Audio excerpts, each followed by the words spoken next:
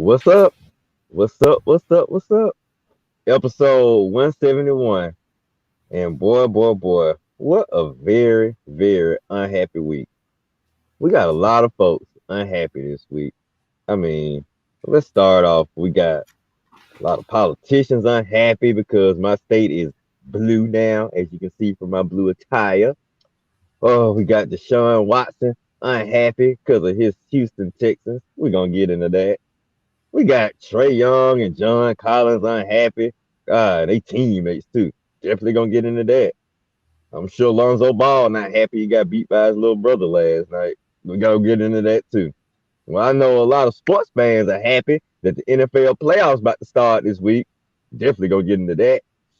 Oh boy, I know there's a lot of Atlanta fans happy at the prospects of drafting Justin Fields. Well, let's see if he's gonna beat Alabama this weekend first. Go get into that too. Oh, we just got a lot to get into. I'm not gonna waste any more time. It's been one of those weeks. I'm just ready to get started right now. Red, and Coach, same place, same time. It's Saturday. You know what time it is. Episode 171. Let's get it started. What's going on, everybody? Welcome to another episode of the Red and Rev Sports Show. We're coming to you live from the ATL Shouted. Giving you real sports talk because we are giving you real sports talk because we are real sports who are real sports athletes who have what? Real sports knowledge. So come on in, hang out with your boys, Red, Rev, and the Coach for episode 171 of the Red and Rev Sports Show. And even though we don't have music, we're still going right quick to Coach Patrick Thomas to give us something or someone related to 171. What you got for us, Coach? All right, we're going to take a little time travel trip back to 1971. Back in 1971, there was a man, you all know him, you should know him, named Leroy Satchel Paige. And Leroy Satchel Paige had the honor in 1971 of being the first African-American elected to the Baseball Hall of Fame from the Negro Leagues. So he was the pioneer in getting African-Americans from the Negro Leagues into the Hall of Fame. So that's your sports moment for today. He was the first, number one, back in 1971 to be inducted from the Negro Baseball League to the Baseball Hall of Fame, one Leroy Satchel Paige. All right. Leroy Satchel Paige. I remember him. All right. He would have definitely been one of the prime time major leaguers if he had played during the era of his whole career where they could be integrated, but we know that a lot of his stats came by way of the Negro Baseball League. So thank you for that sports fact on today. And we want to just say welcome to everybody to the Red and Rev Sports Show as we get ready to start episode 171. And we want to say good morning to everybody. And let's see who's chimed in on today so we can say hello. The foolery's back in the building. All right. Our Red and Rev Sports Show comedian, Brother Thomas, is with us today. What's up with you, Chris? What's up with you, brother? Vincent Woodruff is on.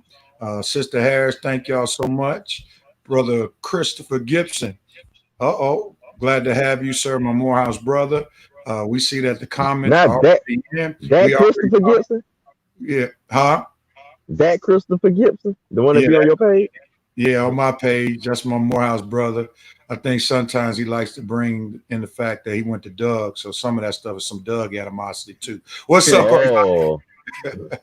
And I wanted to provide real updates for the Tasmanian Snail Open Championships. Oh boy, Thomas is already up with this guy, man. What is up with this guy? Shelby's in the house. All right, so they already Georgia gonna get a quarterback. They already talk about criticism of Trey and John Collins, and we'll get to that in just a moment. And we're going to do the show a little bit differently on today, for we know that there was something that took place that was probably something that we have never experienced in any of our lifetime, which took place this past week. And we're going to just jump right into it. The sports reaction to the Capitol Hill chaos, we know that quite a few players had some issues with it because it just showed the discrepancy between how whites and blacks are treated in America. Steve Kerr shared a very provocative statement about how we know that if it were black people, it would have been a different story, charging into Capitol Hill. If it had been Black Lives Matter movement, they would never reach the steps to be able to vandalize Capitol Hill. Also, you had Draymond Green, who made some pointed statements, LeBron James, who made some pointed statements, and Doc Rivers, who definitely made some pointed statements about what went down at Capitol Hill. And we know that many reports and the way that things look like. One, Donald Trump, the outgoing president of the United States, had a lot to do with it, especially with his politically charged comments that he made prior to all of the stuff that went down in Capitol Hill. So with that being said, and we want the fans to feel free to share how you feel about the situation, your thoughts. I'll start with you all. Who wants at it first? Your reaction to the chaos that went down on Capitol Hill on Wednesday, right before the certification of the Electoral College votes, where we see that was interrupted for a while, and ultimately it was finished by the end of, well, early the next day on Thursday morning. Anybody want to jump in there first? Yeah, I'll go ahead. Okay. Okay. No, you Coach. go, Red. You go. No, you got it. You started it. You Okay. got it, Coach. You go, Coach. Right. You know, the obvious things already been pointed out by Rev, but here's something that I fail to understand about the whole situation. The FBI says that they are looking for those people who were involved. They found some. They were looking for those people. FBI must stand for full-blown ignorance. First of all those cameras in that building, and you looking for those guys, trying to have somebody identify them. My goodness, they sat in chairs. They didn't try to hide. They sat right there in those chairs. They went in Nancy Pelosi's office. Even the clown went and got some of her mail. I mean, what do you need help from the public to find them for? They should be easy to find. I mean, they didn't hide. They didn't try. They had 90% of them didn't have masks on. Super spreader event. They didn't have masks on. They climbed the walls like Spider-Man. Thought they were Spider-Man climbing the walls. I mean, what do you need to see? You act like you don't know who they are. And the cowardice displayed by some of our so-called patrol was ignorant. I mean, it was terrible. So you look at all that coming up, and what you see or claim you didn't see, there should be multiple arrests. And then you had people that died. One lady from here, from Kennesaw, she got trampled. Did you go wake up that morning, go to the Capitol, only to be trampled and killed? I mean, it's that people stepping on her trying to get in. What kind of mentality is that? Thugs. I mean, you don't want to be terrorists? You thugs then. Make up your mind. And Rev said it already, doesn't need to be said. If that was black folks, we'd have a grave built right there because there'd be mass bodies all over the place. But one thing did happen. Well, three things did happen. Joe Biden got certified, Ossoff won, and Warnock won. So Donald Trump, once again, in your ignorance, take that because you allowed all that to happen. And guess what? You can't say nothing back to me on social media because you've been banned. Y'all have a good day. The coach has spoken. All right, Red, what's your thoughts on it, brother? Like I say, so much has been said about this, and everything that we've heard about is absolutely true. I agree 100% with LeBron when he say we living in two Americas. I agree 100% with Draymond Green when he say it was a terroristic attack. And like I say, it was just an example, just a pure example of what happened when racist Euros don't get their way in this country. I'm so sick. I've been sick and tired of folks in this country trying to get African Americans a bad name, trying to cause all these derogatory terms when the worst part of this country has been and always will be racist a Euros. They started this country when they brought us over here and stole it, and they still acting like a bunch of jackrabbits now. They are the worst part of this country. Racist a Euros. You saw them act like a bunch of monkeys and thugs, animals and thugs, Wednesday when they didn't get their way. All perpetrated by the number one racist a Euro in this country, one Donald Trump. That's right, our soon to be former U.S. president. That's right. And boy, I tell you, he better not escape prosecution from this. Legal prosecution. The dude was on Twitter. You can go back and check his Twitter account. Even though it's been disbarred, you can still pull up those tweets. He ordered those guys to go down there and get wild, make a lot of noise, push through the barricades. And guess what? They follow their commander in chief. So he should be the number one guy being prosecuted.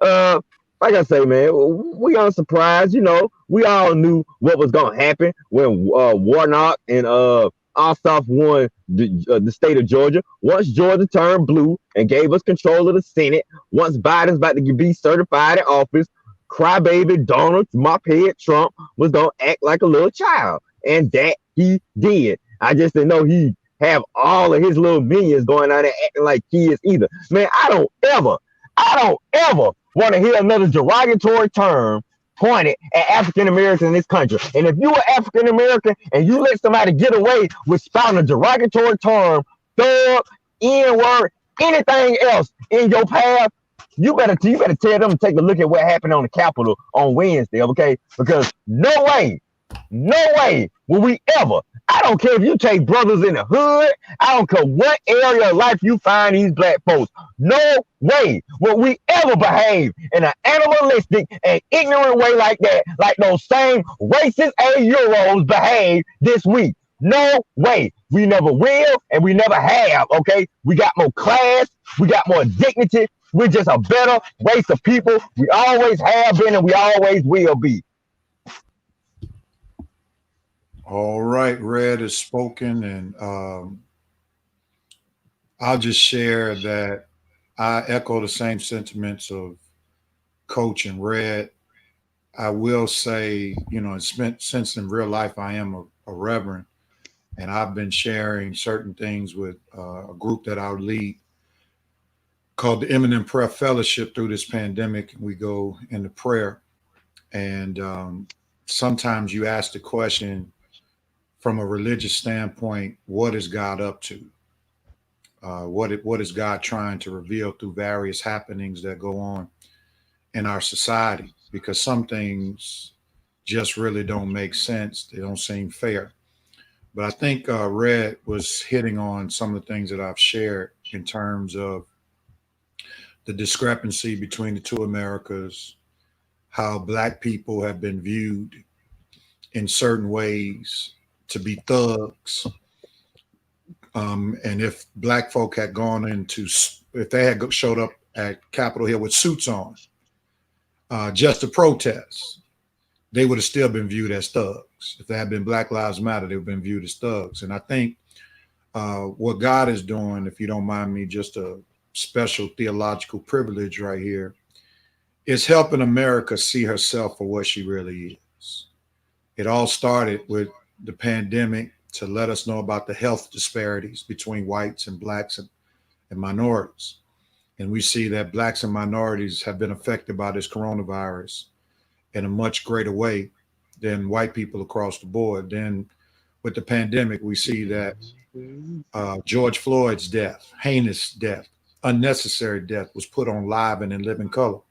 And everybody was shut down. Nobody could be distracted to see the blatant sign of racism that took place in broad daylight. So if that could happen to George Floyd in broad daylight, imagine what can happen to many Blacks at nighttime. And then once again, we see how Blacks are treated differently than white people, because we see that when it came to a bunch of white people who were thugs, police law enforcement sure had a lot of resistance and restraint that we wish could be exercised in many black neighborhoods across this nation. But yet we see that there is some level of restraint, but then also there is some level of complicity. For when you see some of the footage of what took place, it was clear that there were some hired hands in the form of Capitol Police. Barricades were removed, selfies were taken. One dude had a stick thinking he was Bruce Lee when he had a gun on his hip that he never drew. And he's up here running away from those who are charging at him. But let there have been some black folk, the minute they tried to charge, the guns would have been pulled out and some bloodshed would have taken place. The other thing is, it's amazing how there's no resistance as they're breaking the glass going into Capitol Hill. Nobody's around. There's nobody to stop them from impeding the glass that is going on in Capitol Hill. So in my honest opinion, I think Donald Trump and his imps set that all up. I think Capitol Police definitely had a hand in it, where I think some of them were broken off because they had to have known this was going to be put on video. They had to have known their faces were going to be shown, and therefore they had to have known that many of them were going to get fired for being complicit. And being a part of the Capitol Police is way different than being a part of campus police on somebody's college campus. So therefore, there had to be some money dropped. I know there may be some of Trump's minions, even in Capitol Hill Police. But they had to have some money to make it worthwhile for them to get fired, knowing that there's a great likelihood they would never would have been able to get another job in police enforcement. No, I'm not wrong, Vincent. I know they would have never been there. They would have been mowed down. I know black folk would have been mowed down. That's why I said earlier they would have never made it to the steps. But nevertheless, go ahead, Red. Two things. Like I say, oh man, I lost my train of thought. But yeah, here we go. Two things. First of all, we all know that Donald Trump made a call to whoever he knew up in the Capitol and allowed those people to come in the building. He still has authority over some of those folks that work in the Capitol. And we all know somebody made a phone call and allowed some of those folks to just walk up in the Capitol like that. I mean, who else could have allowed that to happen? I mean, nobody else had authority to just let those folks walk up in there knowing what type of damage and trouble they were bringing. So you're right, Red. It's definitely all on Trump right here. And to one thing, just the second you guys sentiment, yes, we all know what would have happened if it had been a lot of black folks out there. It would have been like D-Day on Saving Private Ryan on Omaha Beach. At the end of it, just seeing bodies just laid out there. That's all we would have saw if it had been black people trying to do the same thing that those white people. 4 people dead? Oh, please. You can triple that amount had it been black folks trying to penetrate that Capitol. Yeah, and then reports are coming out that even the governor of Maryland, who is a Republican, I think his name is Tom Hogan, he was trying to send his National Guard to help the Capitol Police, and they cut it off. So you already know the Pentagon cut it off. So you already know that was an inside job, and that was definitely planned. And it's going to be interesting to see what happens with Congress. I know the House of Representatives are talking about putting together impeachment papers. And we know that right now the Senate is still under Republican control, with Mitch McConnell being the majority until the inauguration takes place. So there's a good chance that the impeachment, even if the House ratifies it, will not go toward the removal of Donald Trump, because Mitch McConnell doesn't want to engage that and he already knows he's under scrutiny with some of the Republicans. So it's going to be interesting to see if the Senate pursues it even after Donald Trump is no longer in office, because there's still a purpose for doing so, so that Donald Trump can never run for public office again. So it's worth even doing it, even if they can't remove him within these last few days that he's president, because with the being impeached and then being removed and the Senate ratified,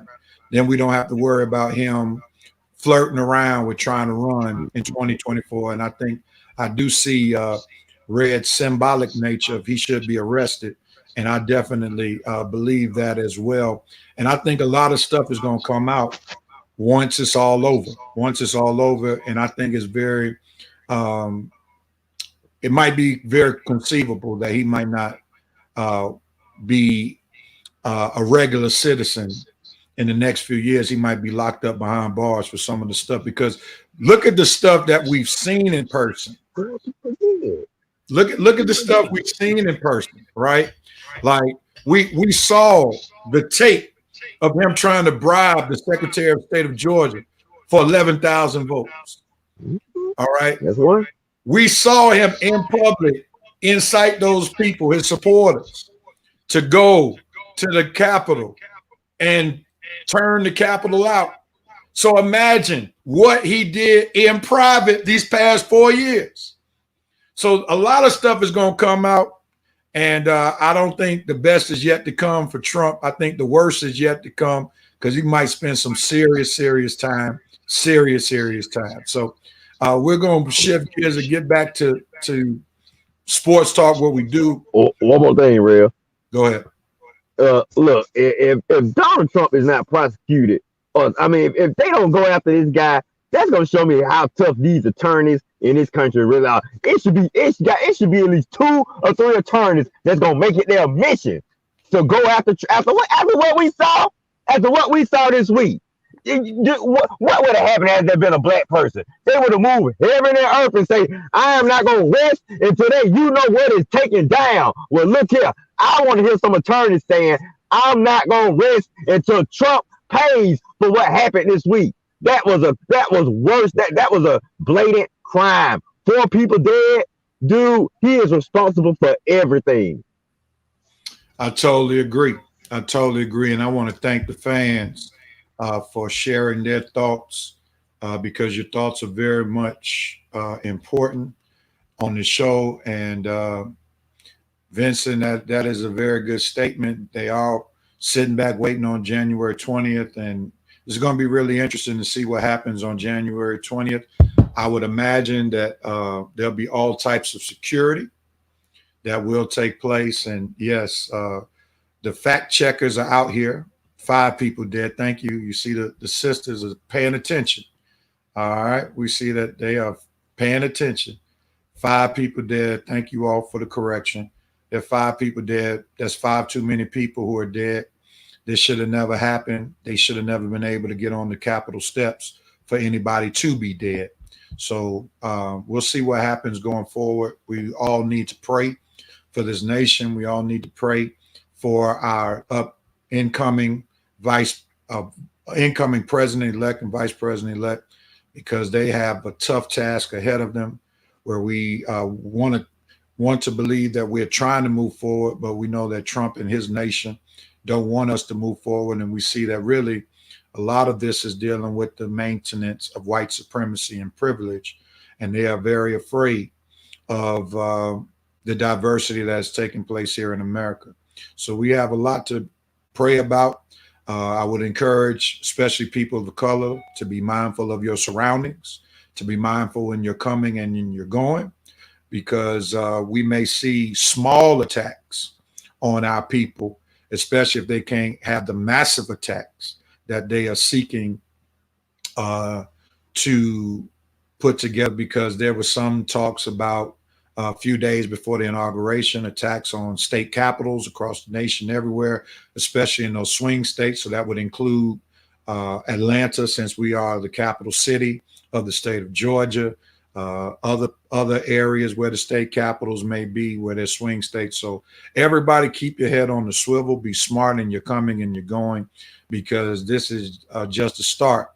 And just be smart, and also have your family members, and especially if you have young children, make sure that they are not just traveling out there all willy-nilly, because we're not living in an environment that is conducive for Black people to be able to just travel to and fro. So I like the word that Vincent said: be vigilant, no doubt about it. Be diligent. Prepare your go bag and have cash on hand. All right. So everybody, we thank you for your comments. What'd you say, Red? I said, "Hell, look like she finna head to the mattresses." That's a little term they use in the gangster world, when you like they have your stuff ready, everybody hit the mattresses and prepare for war. Yeah, I got you. All right, thanks everybody for that comment. And from time to time we do move from regular sports topics to address things that are going on in the world, and we kind of made it somewhat of a sports topic, especially since there were so many athletes and coaches who chimed in on what took place. All right. You gotta get an athlete. You gotta get an athletes a hand, real. All those athletes coming out with those intelligent. I mean, I'm just proud of today's athlete, especially the NBA players. I got to give a shout out. I know they all feeding off LeBron. I got to give LeBron a special shout out, because he started this. I think without him being so blatantly honest and outspoken, I think a lot of NBA players are following his lead, and it's very, very inspiring to see. So, Miss Harris, your boy is inspiring a lot of positive and truthful words coming out this week. Much props to LeBron. You sure you didn't mean to say our boy? No, not ours. Y'all. All right, real quick, I did want this comment while we were talking about a serious topic, but I'll be remiss if I didn't share it real quickly. It was geared toward Red. Red, I can't take my eyes off your newspaper studio.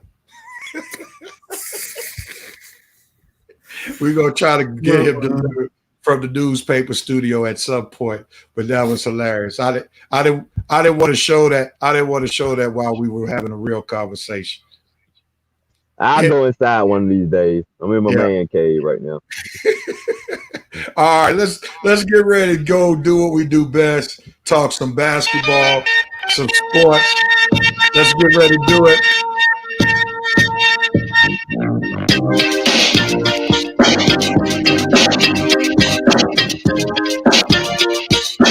All right, we're talking basketball, and we know there may be trouble in the ATL between one Trae Young and John Collins. It came out that they are beefing over how the offense is working, and there is some animosity. So much so that against the Charlotte Hornets on Wednesday night, Trae pulled a Kobe Bryant and decided not to shoot the ball, but decided to be very passive on offense just to prove a point. And Atlanta Hawks lost against the Charlotte Hornets, making it 3 games in a row that the Atlanta Hawks have lost. What a difference a week makes. Last week, we were talking Eastern Conference Finals the Hawks would be going to. This week, we're saying, like Marvin Gaye, what's going on with the Atlanta Hawks? So I'm going to start with Red, who is probably the biggest Atlanta Hawks fan, as well as the biggest Lakers fan as well on the panel. So what's going on with your Hawks, man? What is going on with your Hawks? Talk to us. Oh man, what's going on? Bad coaching, bad playing, bad chemistry. I don't know what's going on real. I can't believe it. This is typical Atlanta Hawks. We plays on one week, and in a matter of 7 days, here they go out. They were 1 game from being under 500 after being at top of the East. But like I told you, look, no matter what happened, No matter what happened, Lloyd Pierce is gonna take the blame for this. He's gonna be the first one out. He's gonna be out before Collins. He's gonna be out before Trey. If he don't figure out a way to get this thing together, Lord, now the spotlight is on you, baby. I mean, it was on you for a positive reason. Now it's on you for a negative reason. And I can't believe all of the Hawks fans on the various websites. I didn't know it was so much Lloyd Pierce hate. Man, what did I start? Is everybody following my lead now? Rev, this guy does not have many fans in the Atlanta Hawks fan base. I'm just here to tell you. So, man, it looks like everybody's pushing for his job. He will be the first one out. I'm kind of shocked that my boys Collins and Trey. I honestly thought they got along. I'm here to find out. That was a lot of smoke blown in the mirrors. Trey seems like he's a little sensitive. He seems like he has a diva-like personality when somebody trying to tell him the truth about himself. That's what I'm definitely picking up. Collins had a little problem with how he's running the offense. Now, I don't know how Collins came at him. You know, sometimes it's how you deliver the message.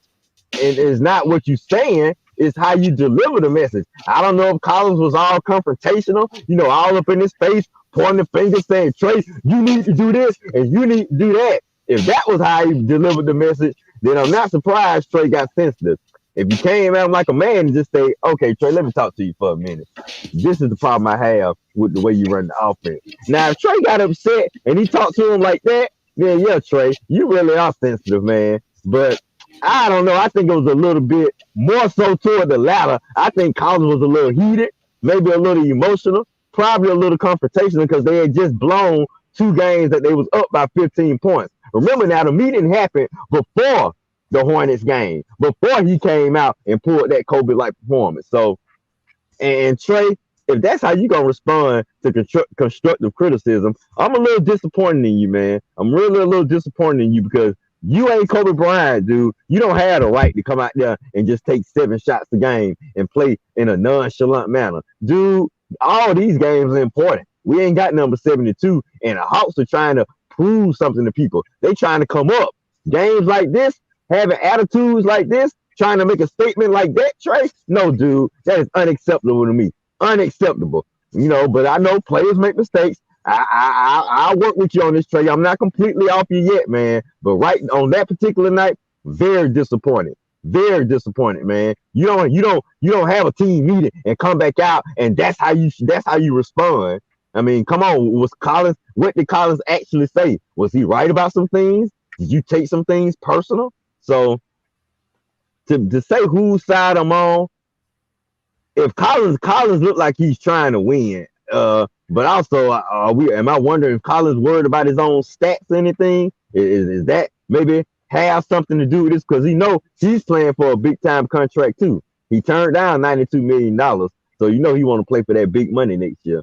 But still, the Hawks have got to find a way to get it together. They have good pieces, and they were working well together during the first few games of the season. Whatever going on now, they better have it corrected tonight because they come out tonight and act and play like they did Wednesday. Oh, Lloyd Pierce, your seat gonna get hotter, and Trey, the microscope is gonna really be on you, dude. Come on right, now, man. Coach, jump on in there, Red. We heard you good. We know where you stand, brother. Okay. Coach, jump on in there. First of all, what does Kobe Bryant have to do with this? Is that a rhetorical question? Yeah. What does Kobe Bryant have to do with this? So you don't remember what Kobe did when he played against the Phoenix Suns in the playoffs in Game 7? I know. I'm just looking at Red. I just want to see him laugh and mess with him a little bit. Okay. Kobe Bryant. Yeah.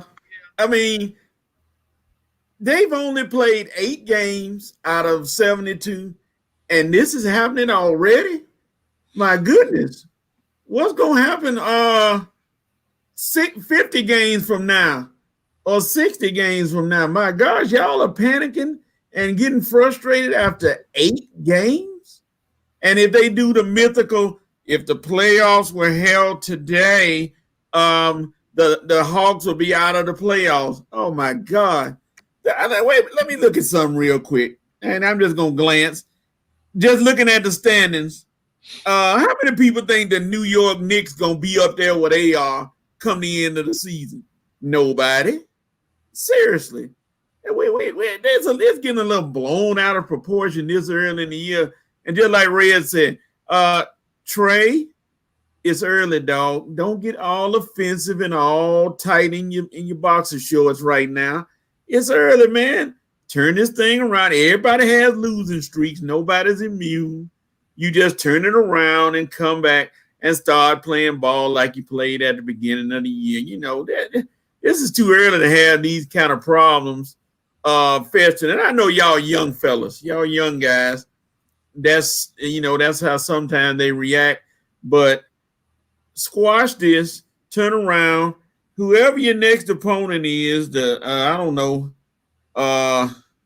Washington Generals, the Globe, whoever you're playing next, go out and get yourself together. You got the Hornets tonight again. Go out and bust up the Hornets and then come back and start your own winning streak.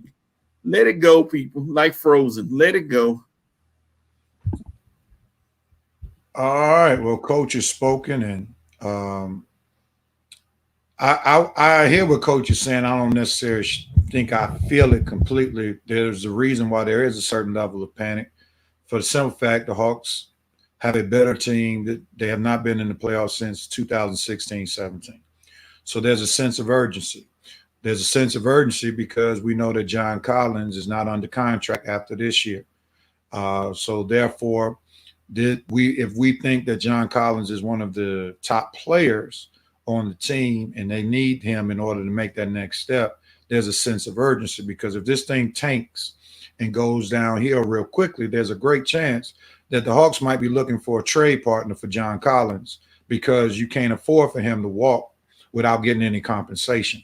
So there is definitely a sense of urgency. Everybody who talked about the contract is totally correct. For John Collins, he can't afford for the wins not to be there, as well as his numbers not to be there because he bet on himself trying to have a max contract.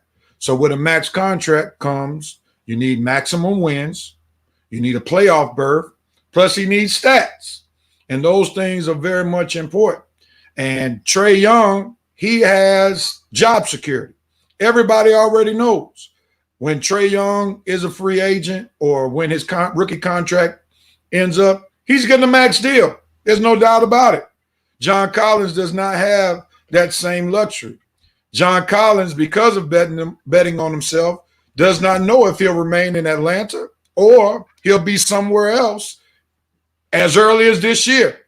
Because if the Hawks are not in playoff contention, there's no way in the world they keep John Collins. They got to cut ties with them and send them off somewhere else so they can get some value for them in the long run. So there is a huge sense of urgency. And also, Coach, to the point that you're making, because of COVID-19, you gotta have a sense of urgency. Because remember what happened last year? Due to COVID, what happened? The season was cut short. Yeah. So at any moment, they may go from playing regular season games to having to go back into a bubble. And if your team is not in playoff contention, then you won't be invited to the bubble once again. So because of this COVID-19 culture, which is real because the NBA has not even put out their full schedule for the entire year. They only put out partial schedule. So they're already preparing for the likelihood of COVID-19 possibly taking over the season again like it did last year. So every game counts. There is a sense of urgency for every game because you don't know when the season is going to be shut down. If things were regular, we didn't have any COVID-19, we had an 82-game season, I'm right there with you, Coach. But that's not the NBA's reality right now because at any moment, the season can be shut down. And then at any moment, they could take those teams that are in playoff contention and just ride with them like they did in the bubble. Anybody want to say anything else? Coach, you got to follow up?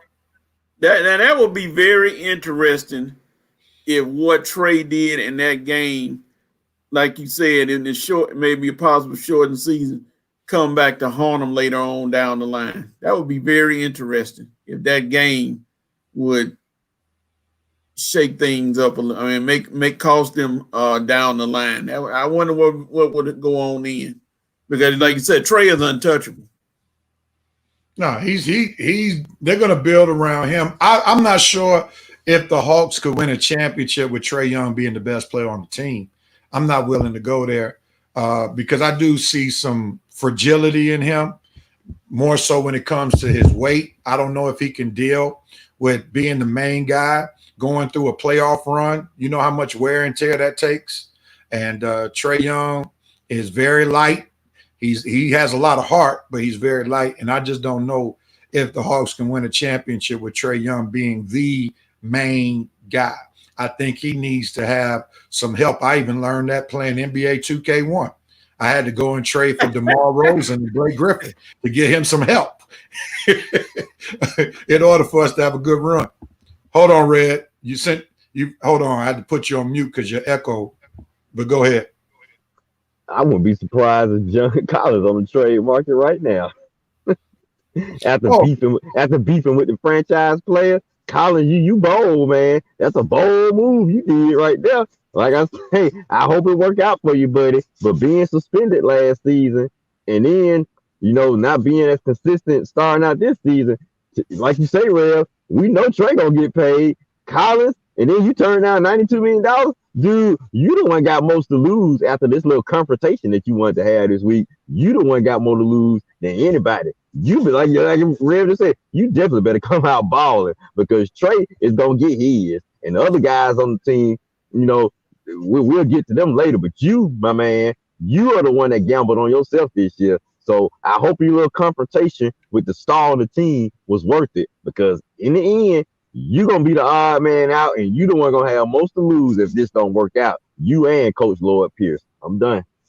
Yeah, I agree. I think going back to a point that you said earlier, though, Red, I think where John Collins struggled, one of his struggles with Trae Young is that he hadn't accomplished anything yet. Besides making an all-star team, what has he accomplished? The Hawks have been terrible. And then if we're going to be real about it, John Collins can spin it and say, the team, look what happened with the team last year when I got suspended. It wasn't like you held it down without me. So it shows my value to the team is just as much as his value to the team, even though we know that there's a great possibility if John Collins had not been suspended, John Collins would have had a max contract. But the suspension probably took away from that, and therefore they are saying, okay, you got to prove your value to us. But he showed his value by his absence because the Hawks struggled when John Collins was not there. So John Collins got a little bit of weight to throw around, but not as much weight as Trae Young because his contract is up. And if this thing goes south real quickly, then John Collins would definitely be expendable, and they already have some players in place that they could put in at the 4 position. But I would love to see John Collins here for the long haul because I think he and Trae can be a good 1-2 punch, and hopefully they can put somebody else in there with them who can be that third star or even maybe another superstar to join them because they need some additional help because I love the contributions that they put together with the signings that they had. But long term, we know Gallinari is not going to be here long term. Bogdanovic is not the long term answer. Those are just short stopgap options. But we need a third guy to really take him to the next level. Oh, I'm hoping Cam Reddy step his game up. But you think Collins hasn't made an all-star, so at least Trey got that over him. So, I mean, the folks going to look at that way more. They're going to look at his suspension and the fact that he ain't made no all-star, whereas Trey has been an all-star starter. So, Collins, woo, boy, I hope we don't come back to this confrontation and say this might have been the worst move you could have made, buddy. I'm hoping Cam Reddy step his game up, though. No doubt about it. All right, let's switch gears real quickly. The ball battle took place last night for the very first time between Lonzo versus LaMelo. And let me just pull this up real quickly to show us what happened during the first ball battle. We see that little baby brother got the best of Lonzo. LaMelo had 12 points to Lonzo's 5 points. Both of them didn't shoot the best from the field. LaMelo had 8 more rebounds, 6 more assists in less minutes, 11 less minutes than Lonzo Ball. That's a very telling stat right there. So we see that the ball battle took place for the very first time. From seeing those stats, I'll start with you, Coach. What are your thoughts about the ball battle? Well, you know me. I know what first thing I think of when I saw about the ball battle taking place. I went back to my old boy who said I'd rather watch a documentary on dirt. You know, come on. The real thing is LaMelo is going to beat Lonzo every time for the simple. One of the simple facts is LaMelo has the ball more, and he's looked at as a point guard more so. Lonzo has too many factors against him. He got Zion, Brandon Ingram. He got all them guys doing more shooting and doing more with the ball. So LaMelo I think he was always better than Lonzo based on his skill set. So, battle number one goes to LaMelo. And because, like I said, he's going to have the ball more. And he's going to have a more chance to do more with the ball than Lonzo. All right, Red, what are your thoughts about the ball battle? So right on time, man. Oh man. My thoughts are Alonzo sucked last night. His brother, even though he had a greatest game, but he did okay. He's still a rookie. I mean, let me see, what am I missing here? Okay, let me get my comment instead of paying attention to the other comment. I know I love LaMelo after the game saying, and they were asking him, well, how was it going up against your brother? And he was like, well, I'm fine on my part. I don't know how Lonzo is. I know he hate losing. So, but as far as my way, I'm feeling pretty good. So, I think LaMelo just a cool character right now. I'm shocked that he had more assists than Alonzo, but and from what y'all saying with the talent that's around Alonzo in New Orleans, you would think he would have more assists. He got more proven players to pass it to. So the fact that his little brother had more assists than him, that's not a good look, Lonzo. I'm not surprised by the points, but the fact that your brother had more assists than you, and like you said, in a few less minutes than you two, man, little brother made a bigger impact for his team than older brother. And like I say, I agree on money. Yeah, we got rid of his garbage, but right on time, man. Because man, these numbers right here, putting them up for my Lakers, they would not be acceptable. You think LeBron and Laker Nation gonna accept 5 points, 2 rebounds, and 3 assists in 30-something minutes? Boy, you get laughed out of Staples Center with that crap. So it's a good thing you in New Orleans, Lonzo. You can get away with it down there. Never in Laker Nation. Good game, LaMelo. Good game, buddy. All right, I'm not even going to comment. I just want to shift gears. I think Chris Traylor is leading us down the track that I wanted to go to. At the end of the day, who's going to have the better career? Which ball brother will have the better career? Who you rolling with, LaMelo or Lonzo? Coach, go first. Oh. And why? LaMelo, because of the team he's on, he's gonna be asked to do more. He's gonna be asked to and with that squad, they're putting a lot in his hand, and he's gonna have to show. Of course, I the side note, neither one of them can shoot, but hey, they take away from it with the LaMelo with the assists and the overall game in a short period of time. So I'm gonna go with LaMelo over Lonzo. Lonzo has a chance to prove himself, and he's been subpar. So I'm gonna go with LaMelo right now. It could change, All right, Red, who you got? LaMelo or Lonzo? LaMelo.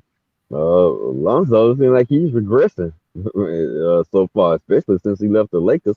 I'm taking LaMelo all day. I mean, if Melo can dish the rock, and we already know he can score the rock, but if he can dish it on a consistent level too, you already passed your brother, because your brother, he had a problem scoring. He can't score that much. He don't even look to score that much.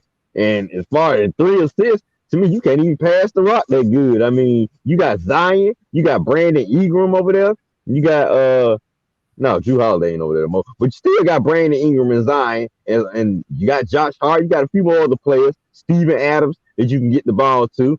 LaMelo, he got players on his team that's trying to ball out and score every day, like Terry Rozier and Gordon Hayward, and he's still getting a few points in, getting way more assists than his big brother. To me, LaMelo Ball is the overall better player. He can score, he can pass, he can do it all, and he had a better personality. Well, yeah, and I was going to go the personality route. LaMelo has more swag. He has more heart.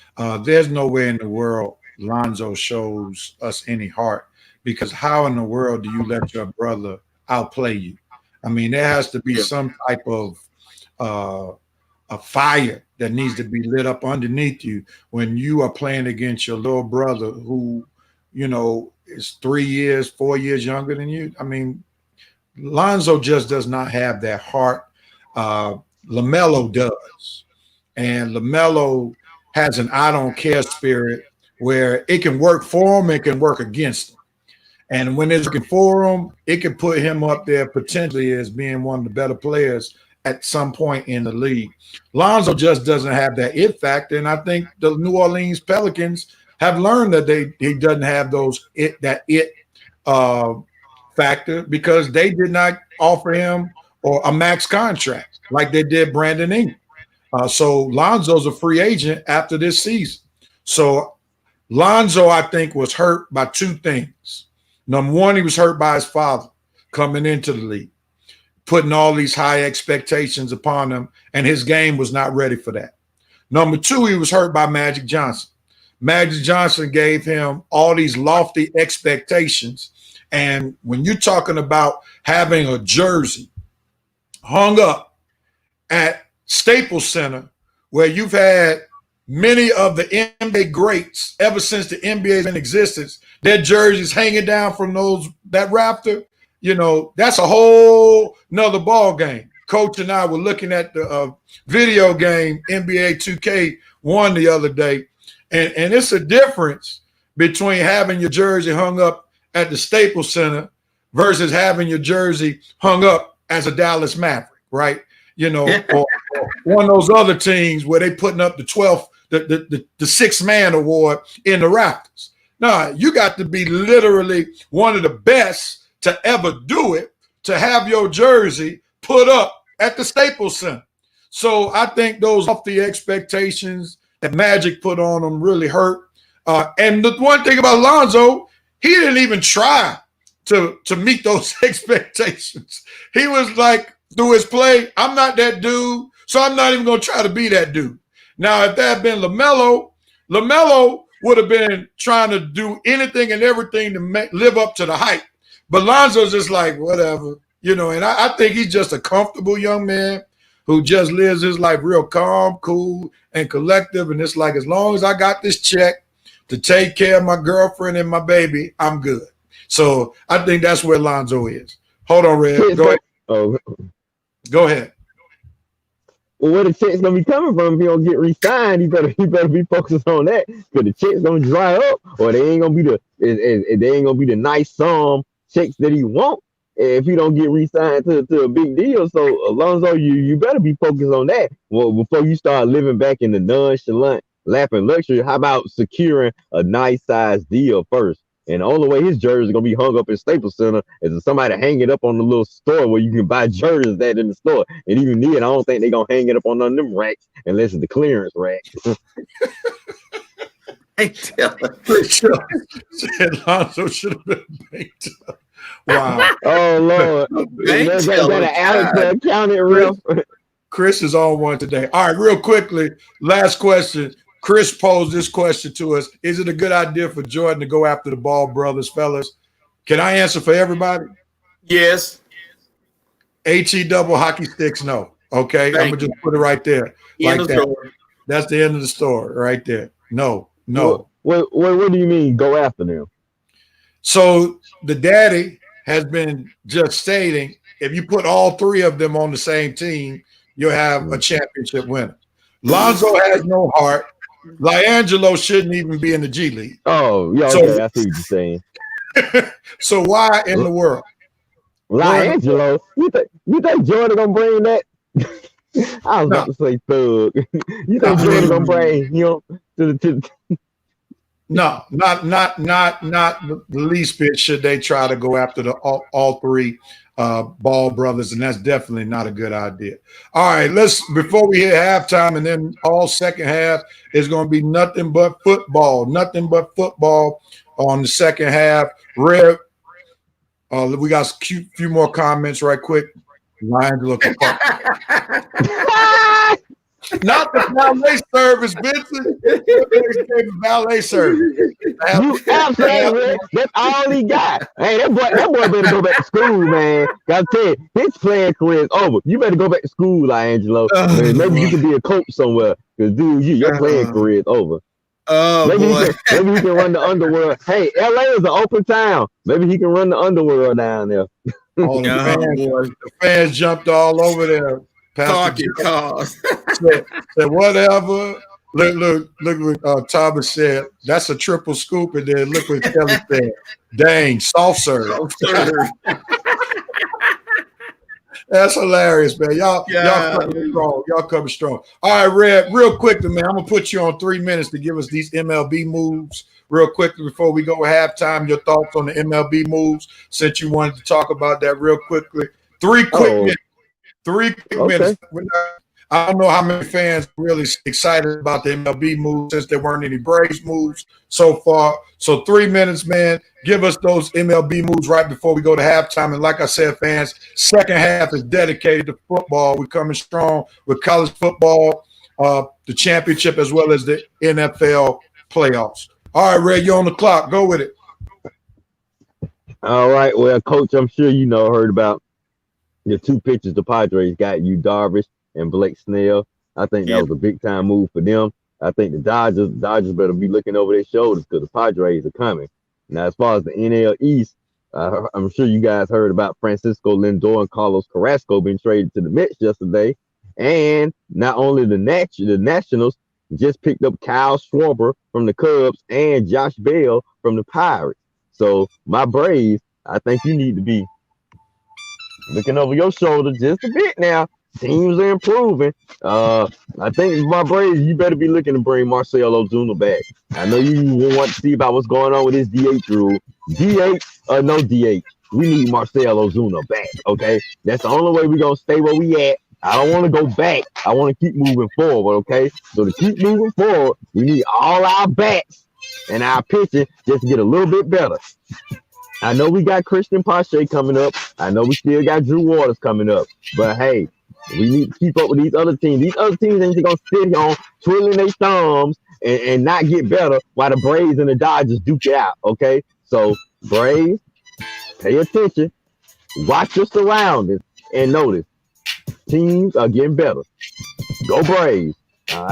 We have big hopes for you 2021, but there's going to be some teams to beat, baby. Man. Big up, Coach, you want time? Go ahead. Atlanta Braves, 2 words. Trevor Bauer. Get that dude. Put him on this team. Get Ozuna signed. We win the National League East and we make our World Series push. You got to get him. He wants to be a Brave. He mentioned it before. But y'all sitting on your hands, not doing anything. Make the phone call. They got auto dial now. You don't have to use a rotary phone. Press a button and go call the man. He's waiting to come to the Braves. He want to be on a contender. What are you waiting on? Again, I'm sorry, Rev. Limited media. Go ahead. I'm not saying that. Go ahead. You got 1 minute. Again, limited media must be changed to Liberty Insurance because that's all they looked at. Like they don't want to spend any money. They're spending the money. That's what it's there for. Big ups to Coach and Red doing that segment in 2 minutes and 18 seconds. Shelby, take that. That's what Red said. Take that. Coming at me with that 3-minute statement.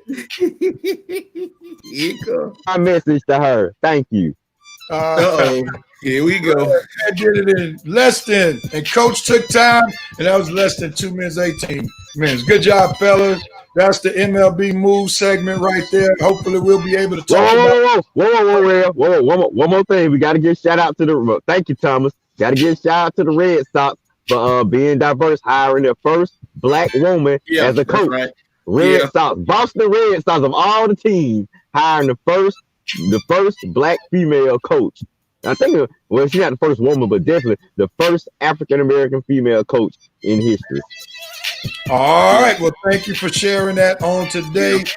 And thank you, everybody. Brianna Smith is her name. Brianna Smith. Brianna Smith. All right. Big ups to Brianna Smith and the Boston Red Sox. All right, gentlemen. It's that time. It's that time. It's halftime of the Red and Red Sports Show. We finished the first half. Talked about the Capitol Hill chaos. We talked basketball. And now it's time to talk some football. So hang out with your boys, Red, Rev, and Coach for the second half. Coming up.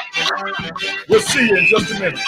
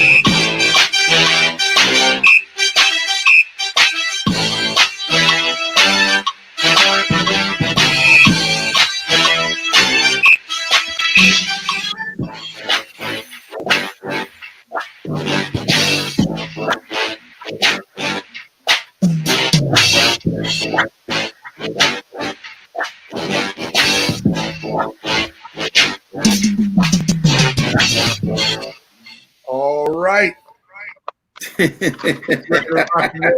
Everybody with me. After halftime of the Red and Red Sports Show, I see that we had some comments during halftime. And let's see what Thomas Holcomb had up. Gotta ban him. Gotta ban him. Get him off the show. We'll go back on. Lexus like that Ozuna comment that Red made earlier. Let's see. Of all the places to pioneer this, Boston of all places, big ups to Brianna Smith. And here it is. Get him off the show. Tournament in Gibraltar. Get him off the show. Oh, boy. Thomas always got one for us each and every week. And that's the beauty behind the Red and Red Sports Show. We get to engage the various personalities of our watchers and listeners. And we thank you all for hanging out yet another week to watch the Red and Rev Sports Show. All right, gentlemen, let's get ready to talk a little bit about college football. And I need to know if Armani Newsom is around. I need to know if Armani Newsom is around because I don't know if he's heard the news of what took place just on yesterday. Get ready, everybody. Let me see if I can find the right here it is. Oh, no, that's not it. Okay, I missed out on that move. But, Armani, are you around? You here? Brace yourself now. Brace yourself, Armani, because there was breaking news that took place yesterday. And here it is. Harbaugh gets contract extension at Michigan. In spite of having a losing record, in spite of never having beaten the Ohio State Buckeyes, one Jim Harbaugh got a contract extension that extends him all the way to 2025. 2025. Now, with this contract extension, They definitely have given him a pay cut instead of a pay raise, because this coming season he's to make $8 million, but in the years following it drops down to about $4 million. And then also his buyout is not as expensive as it once was. And even if they fire him, that money that they will owe him will not be as much as in years past. So let me go to my Lord. Oh my goodness. I know it. That's why I had to make sure you were there before we broke out this segment. Can't stand khaki pants. Insert Muttley laugh. All right, which one y'all want first at this news right here? Your thoughts? Unmute Red. Go ahead, Red. I don't get it. I mean, why even take a deal if they're gonna just straight disrespect you like that? They decreasing your pay. Your buyout is not that large. They pretty much telling you that we only keeping you here because we don't have any better options right now. But as soon as a better option arrives, buddy, you are out. That's what they telling me. And I'm not surprised that he is possibility on his way out, because he should be out. I mean, let's look at a few things here. He's 0-5 versus Ohio State, 1-4 in bowl games. Ain't never made it to a conference game since he been there. I mean, conference title game since he been there. I mean, what is going on with Michigan? Have they lowered their standards or something? I mean, obviously they haven't lowered their standards when it comes to the basketball team, because Juwan Howard is over there balling 10-0. So what, do they just forget about the football program? Look, khaki pants, let's all be real. He is a better NFL coach than college recruiter, okay? The guy's been there this long, ain't had a decent ain't had a quarterback that been drafted in the top 10. I mean, I'm trying to remember who is his best draft pick that has come out of there since he's been there. I can't even remember. So look, dude, eventually you're gonna be back in the NFL, and personally, it should be sooner rather than later. All right, Coach, jump in there. Your thoughts? I think everybody is getting it wrong about Harbaugh. And he really, you read the fine print. Y'all didn't look at the fine print on the contract. It was a contract extension with J.C. Penney, with Kmart, with all those people who make khaki pants. That was the contract he signed. That's a side deal he went. The thing with Michigan, they just threw that in there just to throw people off. They didn't want to know about that contract with his khaki pants. So he'll continue to wear khaki pants for the next 5 years at Michigan. That's what it was about. It wasn't about his coaching. Yeah, everybody's getting it all wrong. He's wearing khaki pants. He just not going to wear any coach's pants, none of that. Just khaki pants every weekend. And it's no shame in not being able to beat Ohio State, coach. You joined the list of a lot of people. And those people in Michigan have pretty much accepted the fact we're not going to beat Ohio State. So who else can we get to come in and take his place? Who else can we get? So we might well be stuck with him rather than have somebody else come in and lose too. So, Michigan not getting the players. So, hey, they're just satisfied with being mediocre. I think there's a real good point that needs to be made that you made. I think sometimes franchises or colleges and franchises on the pro level, they get in the habit of firing just for the sake of firing. But who are the hot names in college football? Because there was COVID-19, we don't know what programs are really on the rise. Like typically a lot of big time universities go down into the smaller universities and get those coaches that just had great years, but that could not take place really in the COVID culture. So bringing them back actually makes sense, because who are you going to replace them with? That's the bigger question. Who's that hot name? Like when Urban Meyer coached Utah was balling. They had just beaten somebody in a big bowl game when Alex Smith was his quarterback. So that was a natural progression for a team like Florida to go get Urban Meyer. We just saw this past year that Texas tried to do the same thing with Tom Herman. They brought him from University of Houston, brought him to Austin, and they just fired him. So if you don't really have somebody with the big name or somebody who's actually better than Jim Harbaugh, does it really make sense to cut ties for cutting ties' sake? And I think, if you don't mind me just bringing in a little NFL to the table, I think that's what some of these NFL franchises are experiencing.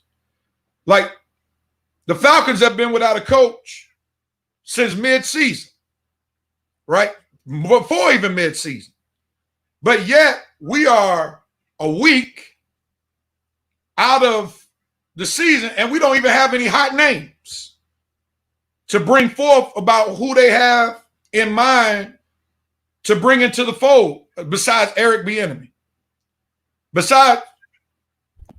Hold on for a second. Besides Eric Bieniemy, who else? Nobody.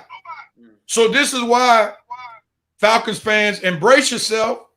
Raheem Morris just might be the coach for the Falcons next year, because you don't get rid of him just for the sake of getting rid of him. And I just see Amani talking about Joe Brady. Joe Brady is not proven.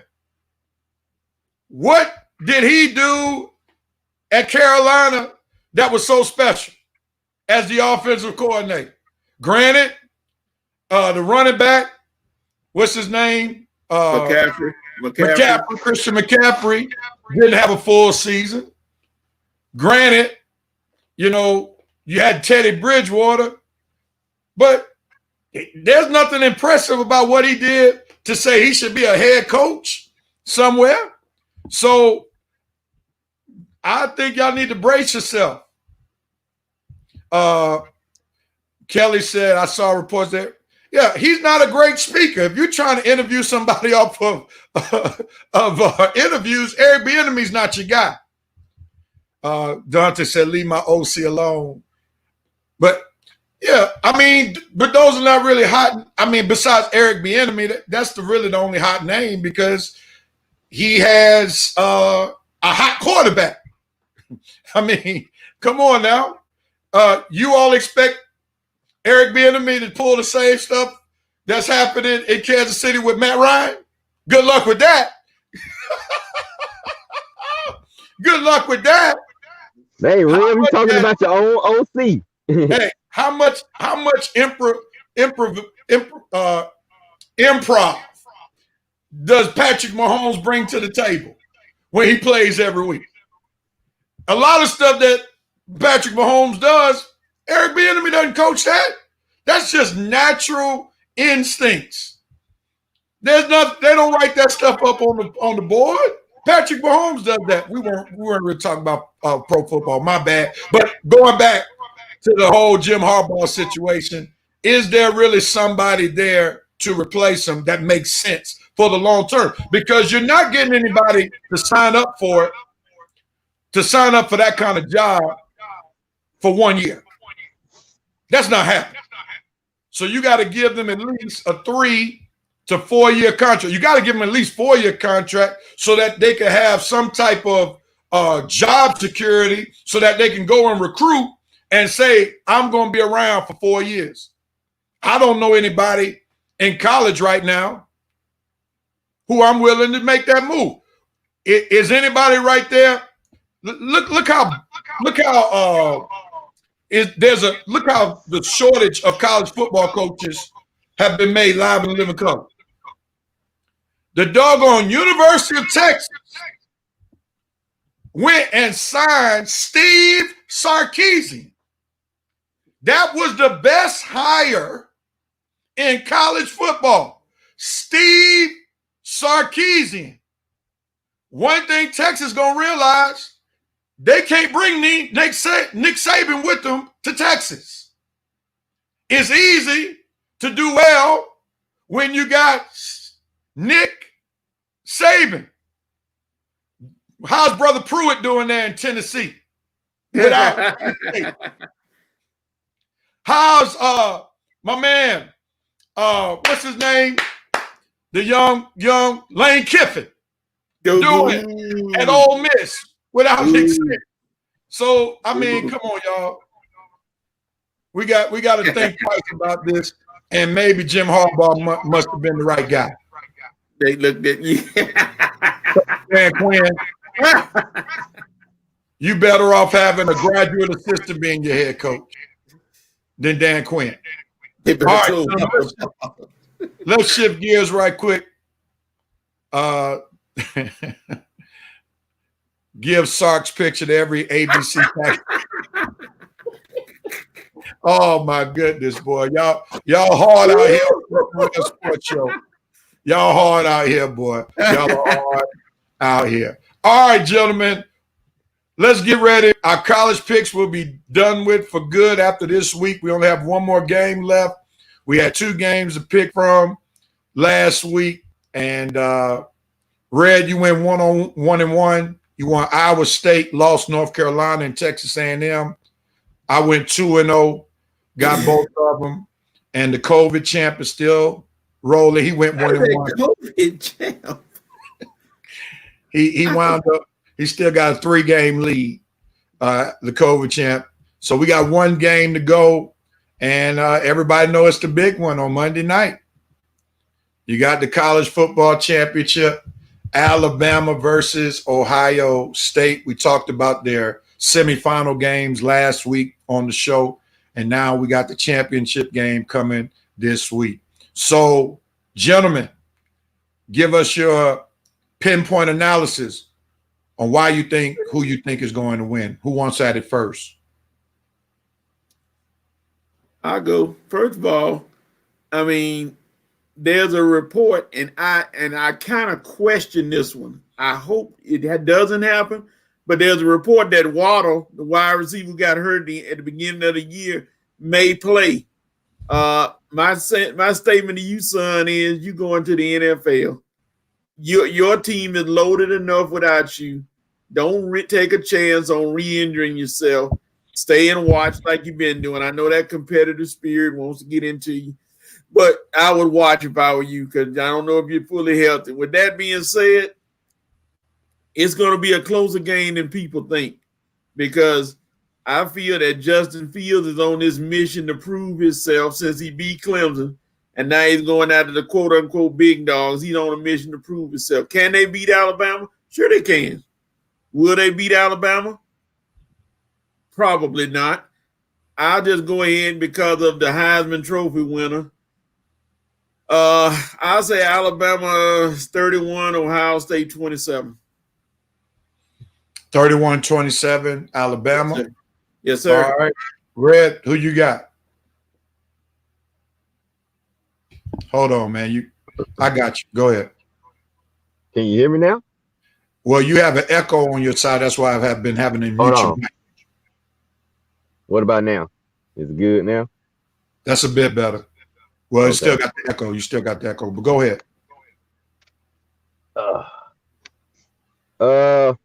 Now still? Is it free? Don't hear it right now. Well, I hear it now. Cool. I hear it now. It's not when you speak, but when other people speak. But go ahead. Okay. Well, I'm taking Ohio State. 31. No, I go 30. I like Joseph Black. 34-31. I give them both 31 points. Ohio, like I said, I see it being a close game. I don't see it being a blowout. But I like what Justin Fields. Justin Fields is on a mission. I know he got a little hurt, so he's gonna have to tough it out one more game. But I'm also liking what I'm seeing out the sermon, man. I wonder what the sermon is gonna be preaching this weekend because he's been having some nice running games. If he can take that pressure off Fields a little bit by busting through the tackles, Ohio State offensive line gonna have to have a big game. But if my man Sermon can help Fields out a little bit, I think Fields will be ready to make some big plays in this game. He's definitely gonna be looking for his tight ends a lot in this game. He looks for his tight ends more than his receivers. Alabama, like I say, they got a big time squad on their side. Mac Jones, Heisman Trophy winner Devontae Smith, Can't remember who they running back. Oh, I forgot. Najala, I think that's their running back. Look, it's stacked offensively on both sides. It's really gonna come down to what defense can probably make more plays. What defense can make that play at the end of the game to make that stop. Whatever defense had a better game, that's probably who gonna win. I'm going with Ohio State. I'm just never gonna take Alabama. I don't know if this pinpoint details or pinpoint decisions of why I'm picking Ohio State. I just got a good feel. I like Fields. I'm sticking with Fields. I like Sermon. I'm sticking with Sermon. I don't care too much about Ryan Day. And really, I don't care too much about Ohio State, but I care more about them than some doggone roll turd Alabama. I ain't giving all money to satisfaction to see me pick his team. So forget roll turd. Let's go Buckeyes. Horseshoe, baby. All right. Now, I'm going to have a little fun right here with Vincent Woodrow since he's been coming at me all year. I'm gonna put this on blast right here because you've been coming at me all year long. Now, how's that gonna happen, Vincent? How's that gonna happen? Unless you got some practice footage of them going against each other in practice. I'm gonna have to get you, Vince. You've been coming for me for my picks all year long.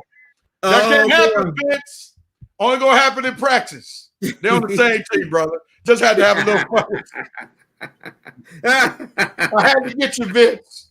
I had to get you, man. That won't happen, brother. That won't happen. He said, bring it, Rev. I brought it. Look what his response was. Glad you found Hilbert, brother. I had to get you, man. I was thinking about letting it go, but you've been coming for me too much on the Pick'em challenge. I had to get you right there. But yeah, I saw that coming. Oh man, love that you could take it just as much as you could dish it. God bless you. God bless you, man. Yeah, I had to get them. I had to get them, everybody. I had to get them. But anyway, I'm going with Alabama. I just don't see Justin Fields being able to beat Alabama's defense. I think one thing that we have not heard about is that Justin Fields still got to be hurt. Like after that beating that he took against Clemson, that hit in particular, and there have not been a lot of reports about that. That man got hurt badly. And you could see that he got hurt badly because in the second half of the game, he did not run that much, even though he didn't really have to because he was passing the ball with pinpoint accuracy. But against Alabama, the way you beat Alabama, you have to scramble. You have to have a quarterback who can get out of the pocket and make some plays with their feet in order to beat Alabama. And if Justin Fields cannot do that, Ohio State does not have a chance to beat Alabama. And I think Justin Fields will still be banged up from the past game that we haven't heard much about it. And I think we didn't hear a lot about it is because of what went down in Capitol Hill. That dominated the news everywhere. So the college football championship has been put on the back burner. But I think Alabama wins by a touchdown. I say 30-23. Alabama wins. They'll get another championship for Nick Saban. And Justin Fields had a great run. And I'll just say I wish Justin Fields could have taken Georgia to 2 college football playoffs rather than taking The Ohio State University. And if by chance Red's prediction is correct, that would be one of the worst days in Georgia history to see a guy who you had on your campus to win a national championship. Kirby Smart will never be able to live that down unless Georgia comes back and wins a national championship sometime soon. So that could be the worst thing to happen for the University of Georgia, to have Justin Fields win a national championship in another jersey. Anybody got to say anything after that? Well, it'll serve Kirby right for getting rid of him in the first place. I hope his seat get hotter and hotter. Keep telling them you got to find a quarterback, man. All these linemen, and all these skilled players you're finding, it don't do no good if we don't have a quarterback, dude. You're not gonna win anything, Kirby, unless you find a quarterback. So spare me all these top draft class you're having. If you don't have a top notch quarterback leading that draft class, then it don't mean nothing. I can agree. I can agree. All right, gentlemen, let's shift gears real quickly. We're going to go to our NFL picks as we move from. Oh, no. Before we then, we got another hot topic to talk about NFL before we go to the picks. And that will be there's trouble in Houston. DeShaun Watson is heated with Houston, does not like the direction that the Houston Texans are going. There have been all types of rumors about trade scenarios, and I've been reading different publications that are putting it out there, particularly with the Jets maybe trading for DeShaun Watson. I know Red has been trying to find a trade scenario with the Falcons, but he already knows that probably won't happen anytime soon. So I'm gonna let you talk right quick because so we'll let you, since you're shaking your head, go with it. Go with it, Red. Go with it. Oh, I'm saying I'm not fine. I was the one of the ones that said I don't think it's gonna happen because first of all, he hasn't even made a real trade demand yet. I mean, only thing he's come out and say is that he's unhappy with the way the organization is going. But dude, that's not a real trade demand. So I don't understand why all these Falcon fans were getting themselves all excited. Oh my God, he wants out. Look, he's unhappy, but he hasn't solidly said that he wants out. So Falcon fans need to slow their roll, stop acting like he made a big time demand to come back home to the Falcons. I'm not even finna get my mind focused on that right now because right now it's unrealistic. He's not available. And even if now, yeah, this would be a good destination because I doubt Houston want to trade him anywhere in that division. So as far as him getting traded to Jacksonville, you can forget that.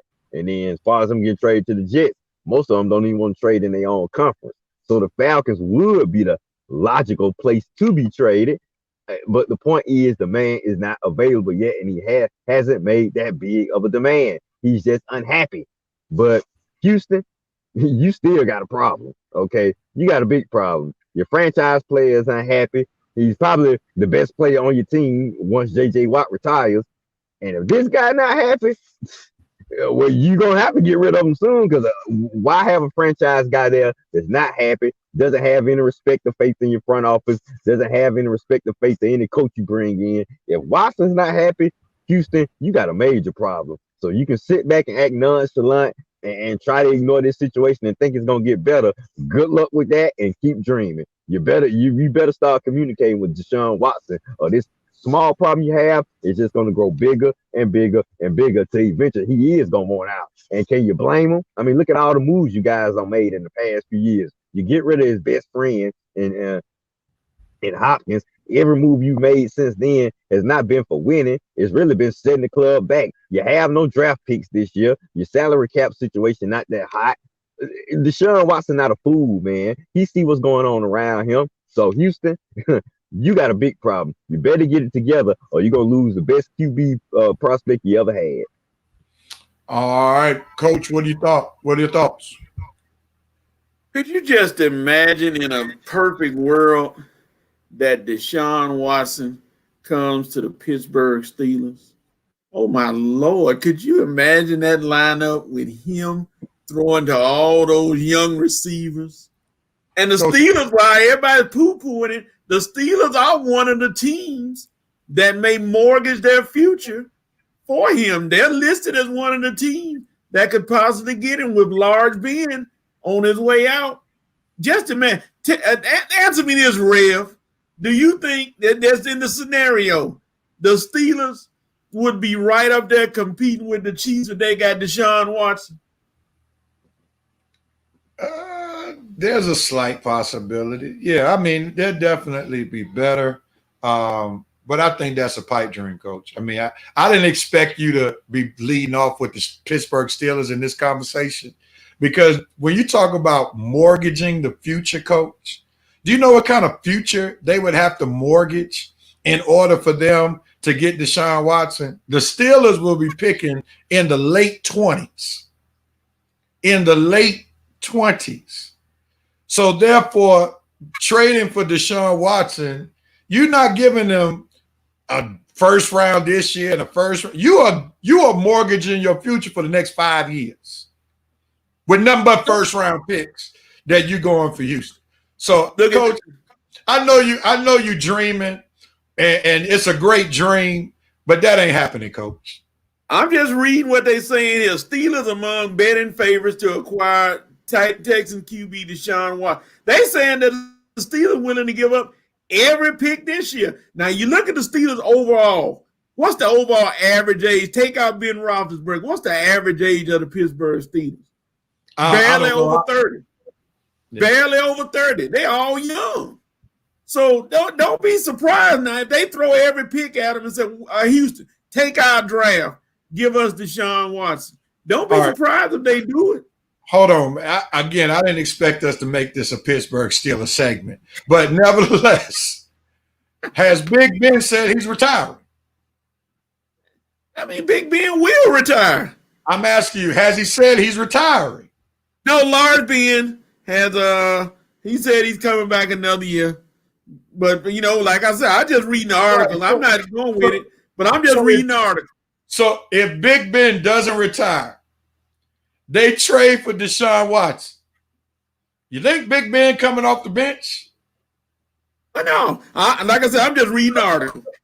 I mean, come on, Coach. You better. We got our own show, Coach. We got to do better than just reading articles. We got to critique articles, and we know DeShaun Watson is not coming off the Pittsburgh Steelers bench. Big Ben will write his ticket out of Pittsburgh when he's ready.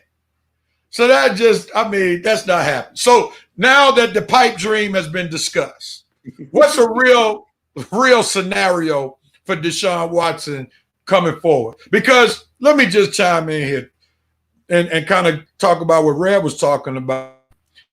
The reality is DeShaun Watson doesn't have much of he doesn't really have a lot of leeway to be talking because they just signed him to a long contract. So he's kind of locked in. Matter of fact, let me pull up his contract right quick. 158 million. How much of it is guaranteed? 4 year, 156. 156 $156 million contract. And then I want to say 110 of that, $17,123 is guaranteed. So DeShaun ain't going nowhere no time soon unless they got a major trade in the work.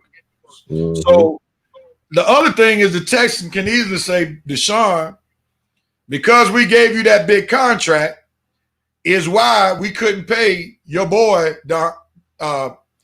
DeAndre Hopkins that major salary as a wide receiver. Some got to give when a player starts making that type of money. And, we'll see if that happens with the Kansas City Chiefs starting next year when Patrick Mahomes start making $40+ million a year because he's still on his rookie contract this year.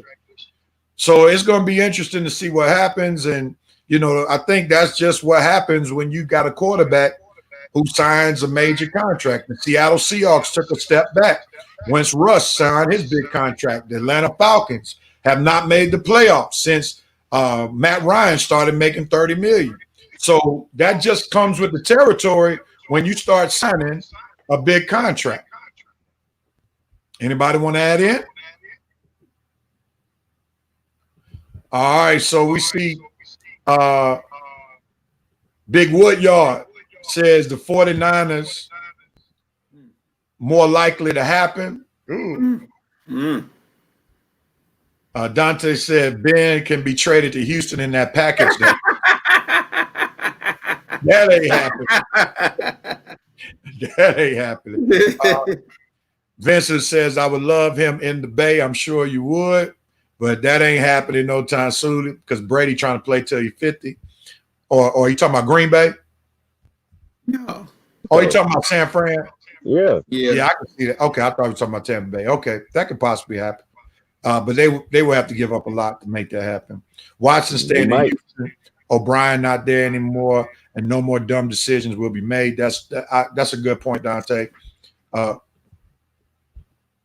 Him on these moves. That's why he upset now. So that's a dumb decision, making your quarterback upset. So I No, no, disagree no, with that, Dante. no, no, no. But Bill O'Brien used to be the GM. Bill O'Brien Yeah, he just got fired this year. Yeah. So part of the problem that Houston is in right now is because Bill O'Brien was making the decision. well, we don't know. We don't know what this new GM can do yet. Let's hold Right. up before we start to say he ain't making no dumb decision. Let's see his first few moves first. Right. But if he's upset with the decisions that have been made, that was under the Bill O'Brien regime. So Right. what Dante is saying makes a whole lot of sense because now it's a clean slate. So I'm sure they're going to tell DeShaun, chill out, bro. It's a new day. It's a new regime. So you got to take a chill pill. That's what the GM told him. That's why he's so mad. Right. And it's rightfully so because the man, they just hired a GM this week. Mm-hmm. So he hadn't done anything for DeShaun Watson to be mad. If DeShaun Watson mad, it got to be at them. It got to be at Bill O'Brien because he's the one who made all those decisions. Yeah, he wanted them to hire Eric Bieniemy, but I don't think they looked his way. I guess because he don't interview well.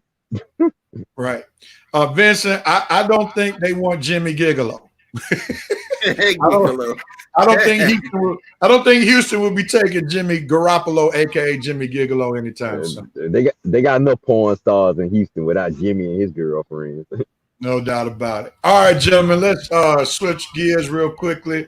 We got our NFL pick segment right now, and We're doing good on time today, Real. Yeah, we're moving right along.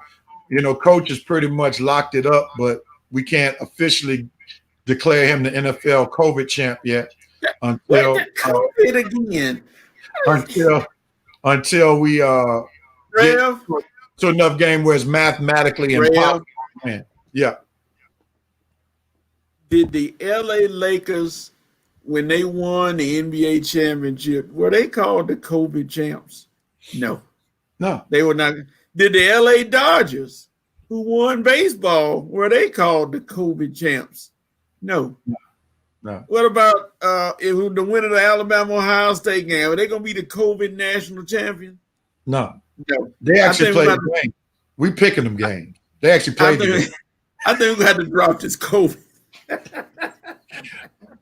Coach is going to get his first NFL championship, and we'll welcome him.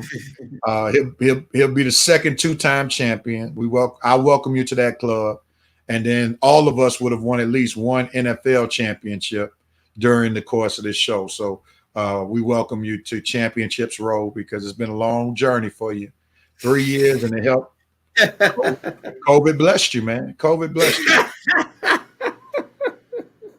Just thank God. Just thank God for COVID. All right, gentlemen, because we had so many games last week that we chose from, I didn't put it like I normally do. So I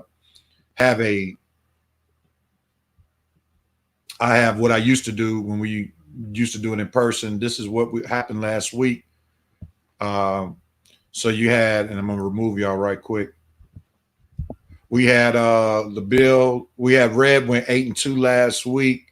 He lost the Cardinals and he also lost one other game.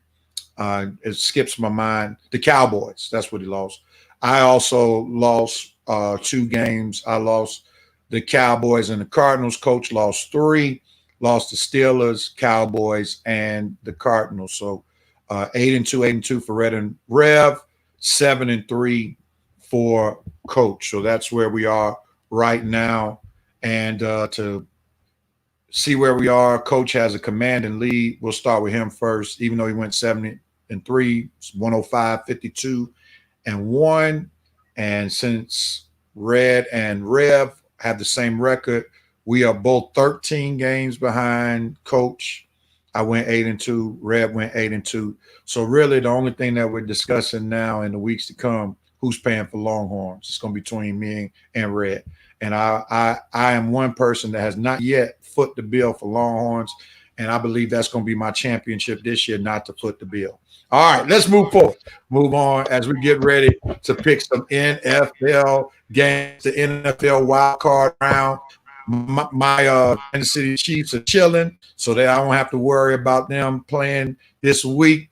But we'll see what happens during the course of this week. We get some NFL playoff hip hop instrumental music. Let's get ready to do this, gentlemen. As we're picking NFL wild card round. Fans, feel free to pick with us. Feel free to pick with us. The music is buffering. Let me try to fix this real quickly because I was really feeling the hype, and this segment needs some music. Let's try it. All right, we're buffering. There we go. Let's do it. Kelly had a comment for you, Rail. Who's that? Kelly, she had a comment for you. Get ready for that bill. The devil is alive. The devil or the devilette is alive. No. We don't do that, baby. Tell her what y'all touch not the Lord's anointed and do his paycheck. No, you did. No, you didn't. We'll get to that, Joe. But let's go. NFL playoff wild card round. We're going to start with Red since Coach went first in college. Don't do it. Don't do it. Don't you do it. What games we going to start out with? Don't do it. Coach versus Bill. Okay. Thanks for not doing it. Who you got, Red? That's the 1 o'clock game for today. We're going to do the games in the order that they will be played. Who you got, Red? Coach versus Bill. Bills all day. I love Frank Wright's confidence early in the week, talking about how he's going to be the first 7 seed to win the Super Bowl. I love you, Frank. Love that confidence. I love watching you come back on the Houston Oilers early in the week 2 on NFL Network. But I'm sorry, Frank. The buck stops here, baby. No comebacks. No 7 seed dreams. Bills on the roll. Josh Allen playing at the MVP level. That defense is balling. Sean McDermott got his team just on the roll right now. Stephon Diggs, Tay Diggs' little brothers turned out to be one valuable piece. I mean, Buffalo Bills, I love you. I love you right now. And ain't nothing stopping this train. Not this week. Sorry, Colts. Good season, but it ends today.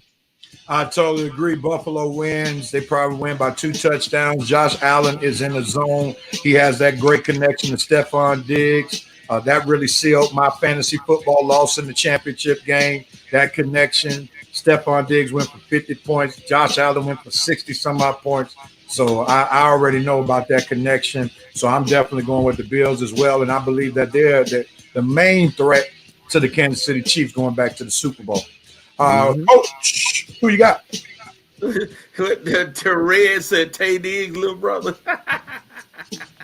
Yeah, it's gonna be Diggs is playing for I think he's gonna win an award this year for something. I don't know what they say they mentioned it, but it's gonna be the Bills. The Colts had a nice little run and made the playoffs, but it ends so fast.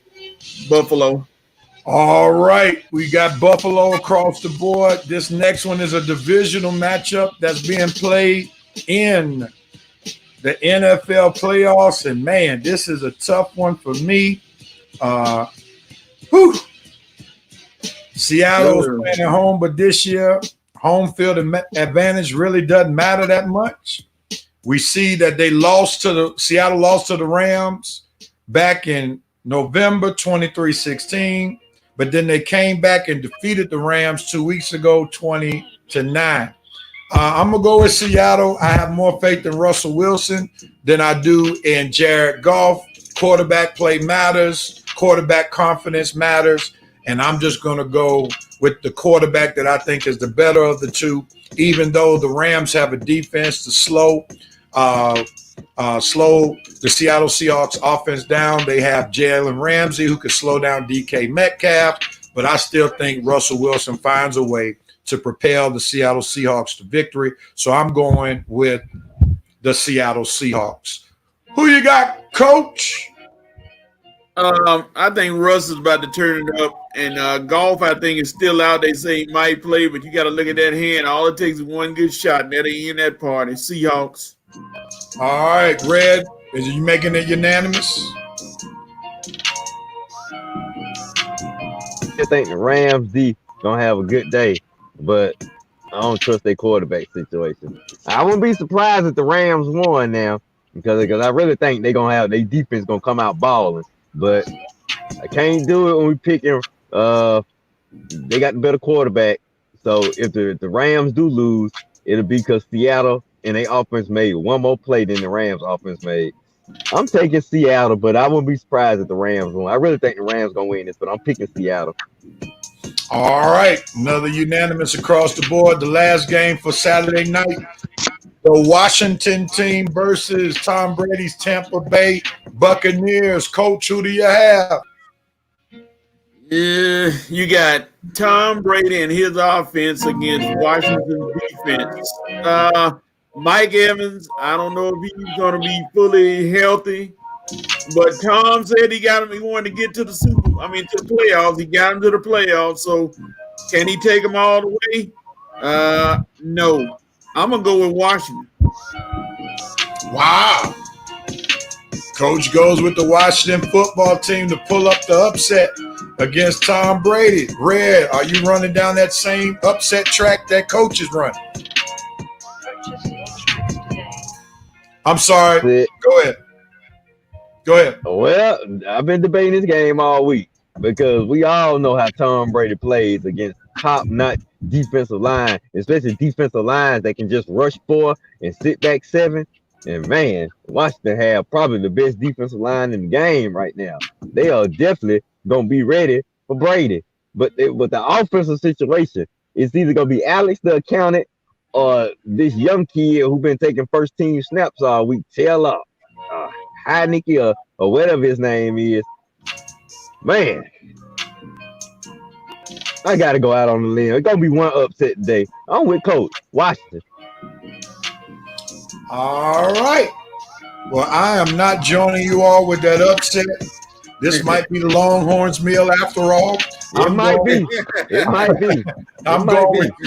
I'm going with Tom Brady. I think Brady has a lot to prove. He's been playing lights out football. I think one thing that we need to be mindful of, one, Antonio Brown has been playing good football. He seems like he's getting his legs underneath him. For 2 weeks in a row, he scored a touchdown. So I won't be surprised if you see an Antonio Brown, Tom Brady connection.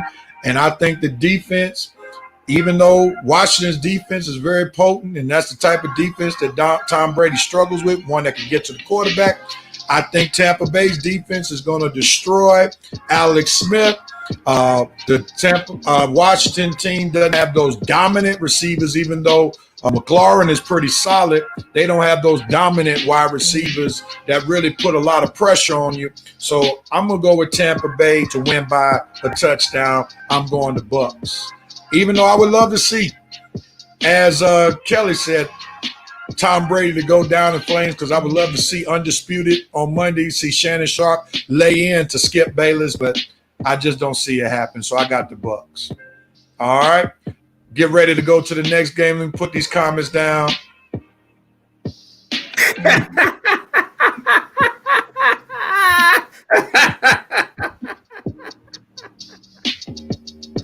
Oh, Lord. Thomas need to be banned. Thomas has really put some comments for the record books today, boy. All right. Red, it's on you, brother. Ravens versus Titans. This is a good one. Yeah. This is a good one. Yeah. You would start with me, wouldn't you? Okay. Here it goes. I'm taking the Ravens. Lamar Jackson finally, and I mean finally, gets his first playoff win.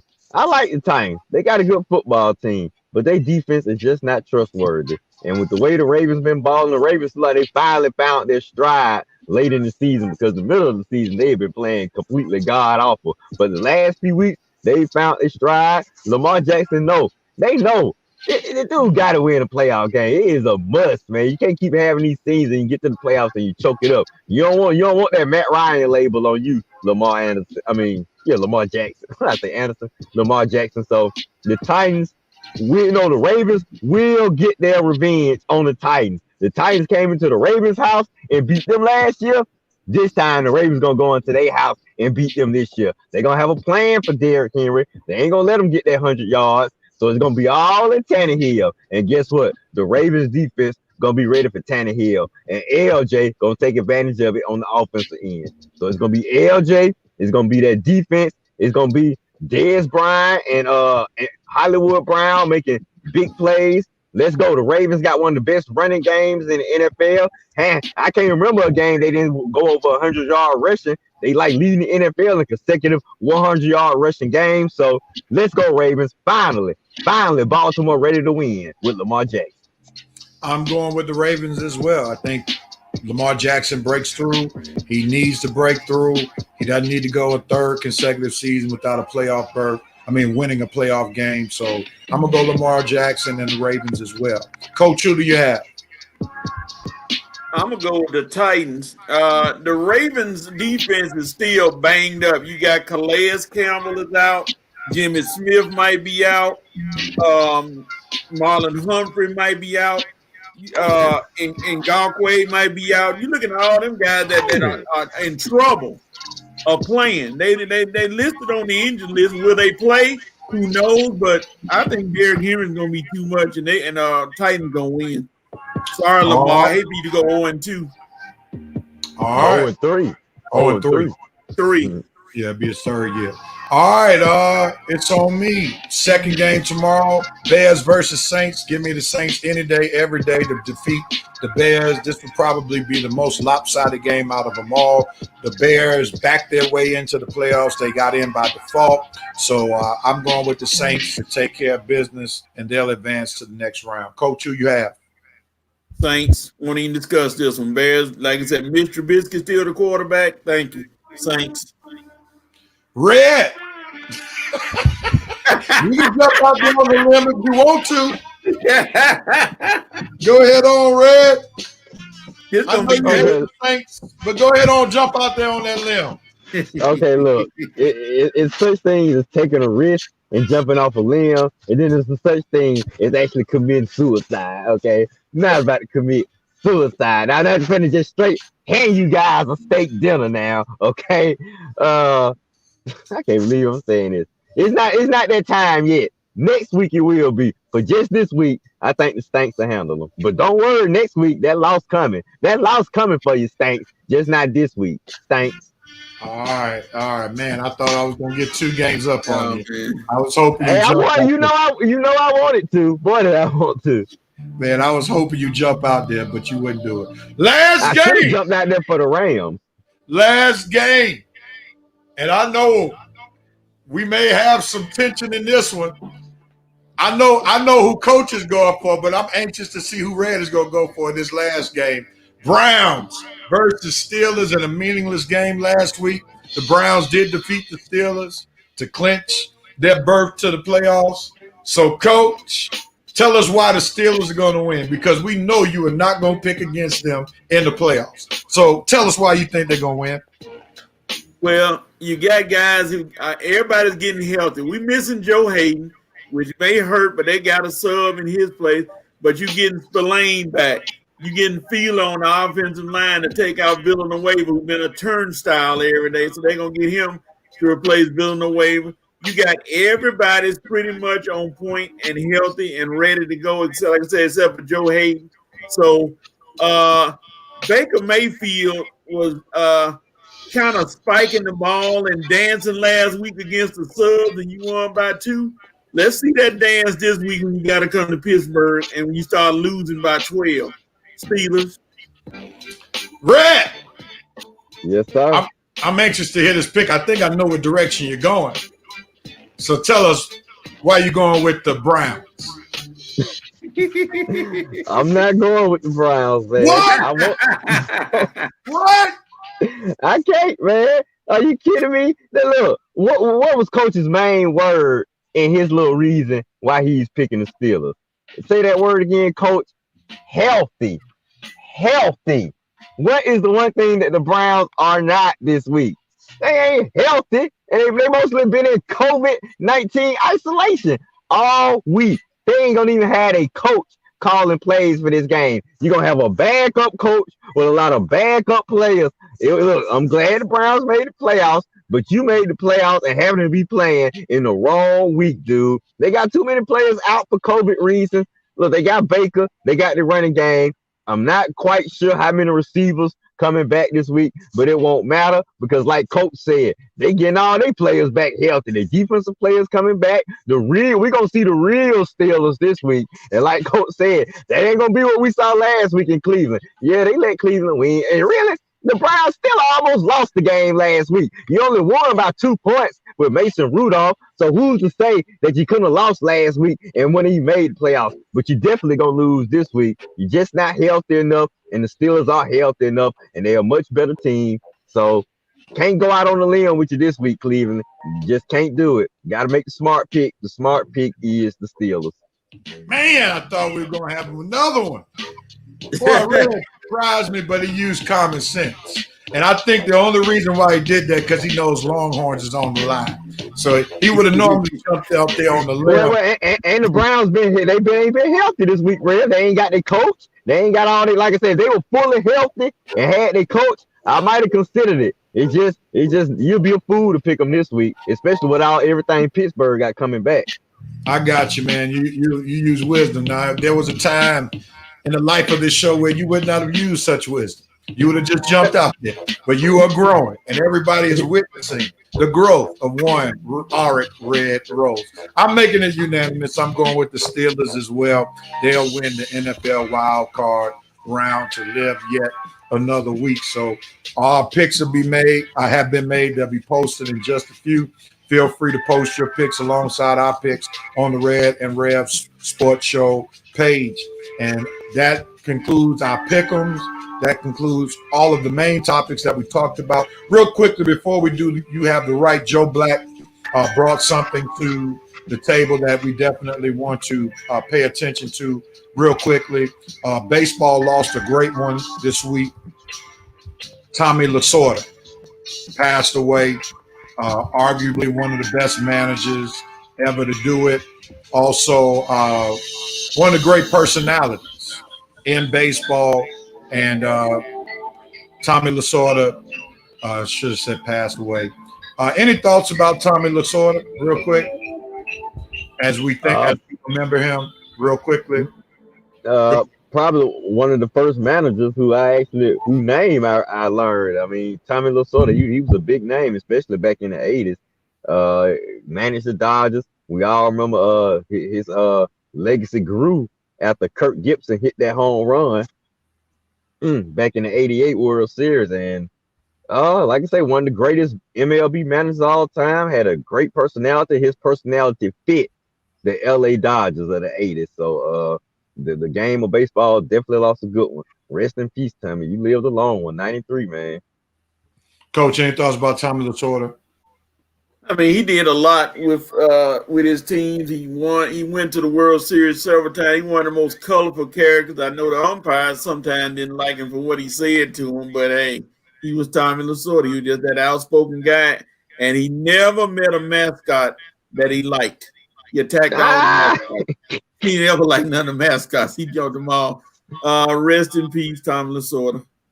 Yeah, and I think you used a great word or used a great expression, Coach, colorful personalities. Back when Red and I were growing up,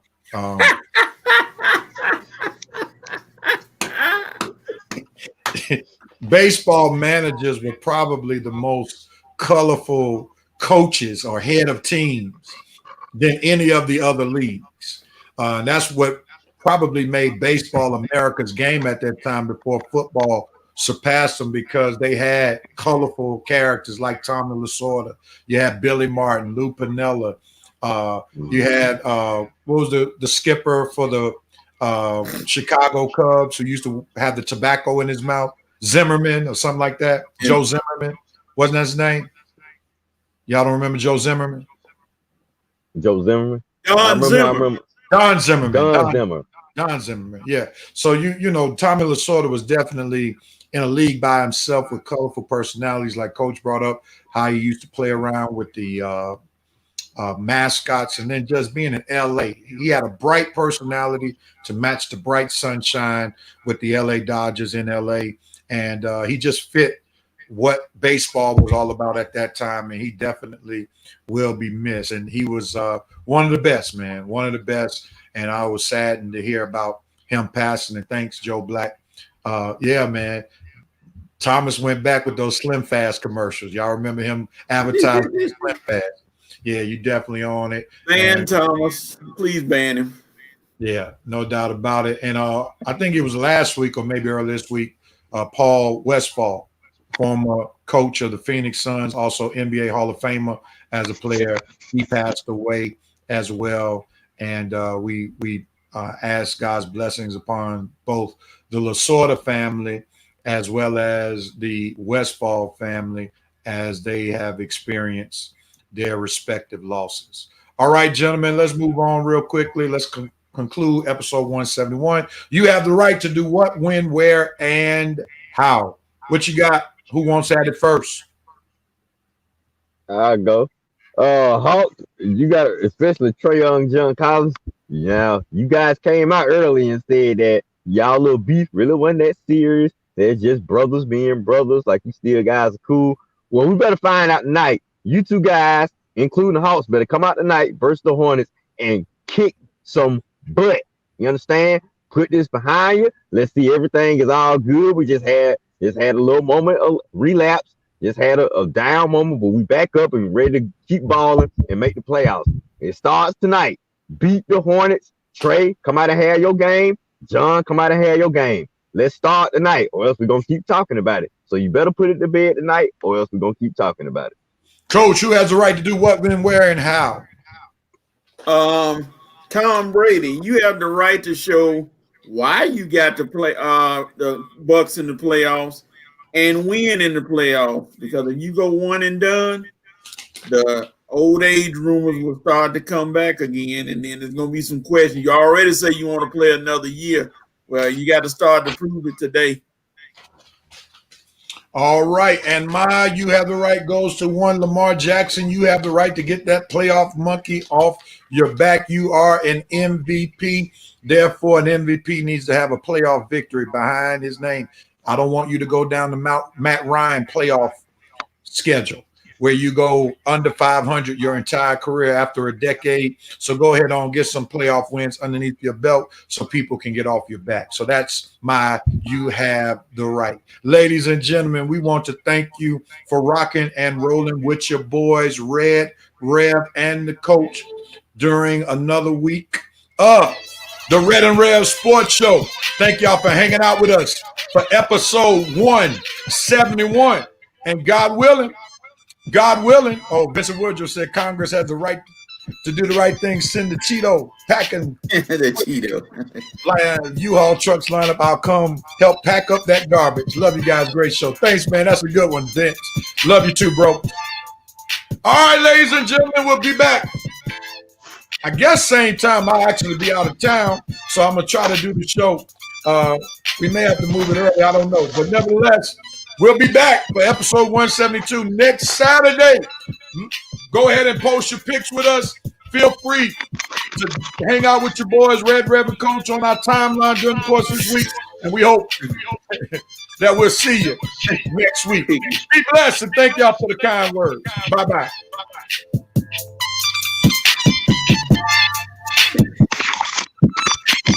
Bye.